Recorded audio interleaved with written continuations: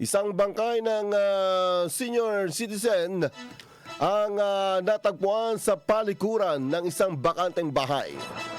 Alas 7:30 Huwebes ng gabi sa Barangay San Salvador, Baras, Rizal nang matagpuan ang biktima na si alias Junicio, 89 anyos, na wala ng buhay at nagkalat ang dugo sa lugar. Ayon sa saksi na anak ng biktima na si alias Lot, 56 anyos, na ang kanyang amay nawawala ng umaga ng Huwebes, Enero 8, 2026, at iniulat na ito sa barangay na nawawala.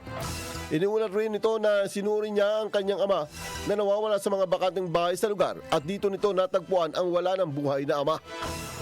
Nagsagawa naman ng fast and backtracking sa CCTV footage para makilala naman ang biktima at ang suspect. Humiling na rin ang Baras Municipal Police Station ng technical investigation at tulong sa Rizal Provincial Forensic Unit.